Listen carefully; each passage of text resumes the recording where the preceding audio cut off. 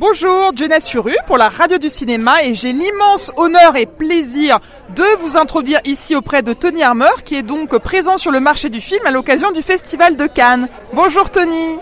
Bonjour and apologies that I don't speak French. But welcome. How are we gonna make this happen? Well, it's fine. I think we can switch to English. This is actually an important edition for you this year. It's your second edition on the marché. How are you enjoying it so far?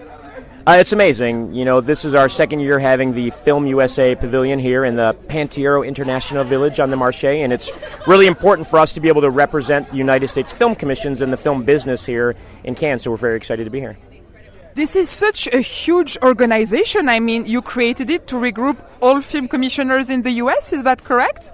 Yeah, it was really interesting. Prior to Katie Pryor and I starting this 2 years ago, there was no National Association of Film Commissions in the United States. Everyone was separate and on their own, unlike other countries that all do have a national association. So we started this up, and now we have a huge member base of film commissions across the U.S. and 10 film commissions here in Cannes this year, and we're really excited to continue to grow. C'est vraiment incroyable en fait ce qu'est en train de me dire Tony, parce que ce qu'il est en train d'expliquer, c'est que avant Film USA Org, il n'y avait pas d'organisation qui regroupait toutes les commissions d'e-film américaines, qui effectivement est un relativement plus grand pays. Cependant, l'édition de l'année dernière, notamment du pavillon sur le marché du film, a remporté un tel succès que maintenant ils sont de retour avec un pavillon 2 fois plus grand. Donc c'est vraiment formidable parce que ça va permettre plus de collaboration, ça va permettre plus d'échanges avec un pays qui est quand même très présent dans le cinéma à l'international. So I was just translated for France because you're here in Cannes. I mean, and you're explaining to us that it's a new organization, but of course it has such a massive impact. So many French productions you can collaborate with and European. Yeah, and that's one of our goals, is to not just promote our organization, but to promote co-productions with other countries, whether it's France or anywhere else, anyone who would like to film in the U.S. or American producers who would like to film in Europe as well. So we're happy to make those connections and put everyone together to expand the business for everyone. And so you used to be the head commissioner in Florida, recently 5 months ago already appointed to Texas. So how is that change for you? Are you still nostalgic or more excited?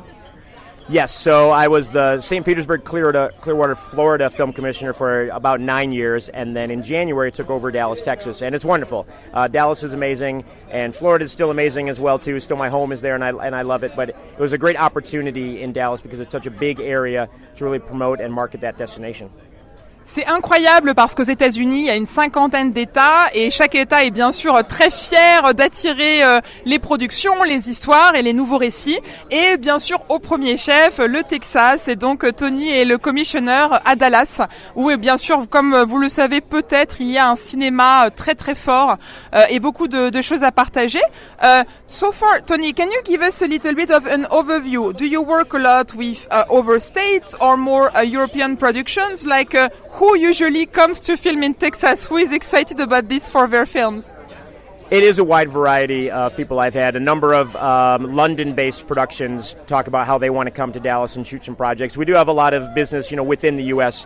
from major studios and independent projects and TV series that want to shoot there as well. So it really is from everywhere, and even commercial production that is, not for film or television, but a huge commercial market for all around the world as well.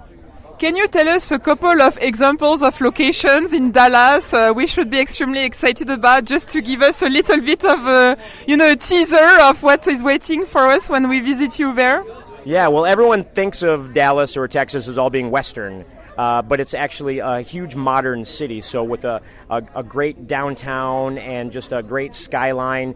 It's an amazing area for a variety of things. You can get that Western look if you want it, but you can also get that modern urban city like a New York or Los Angeles as well, but in Texas with a Dallas, Texas feel.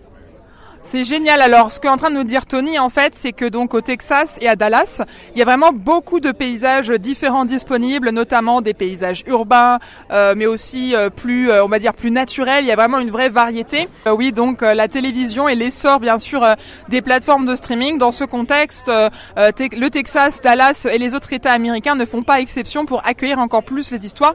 et permettre aux productions et aux auteurs de développer leurs personnages pour que, ils trouvent leur compte dans ce qui est à disposition sur place. Absolutely, I think Cannes is the most important event in this industry globally every year, and if I could only do one every year, it would be this, and that's it. And it's no better place in the world to come, whether you're in development, pre-production, production, distribution. All phases are important, and this is the number one place to make those things happen.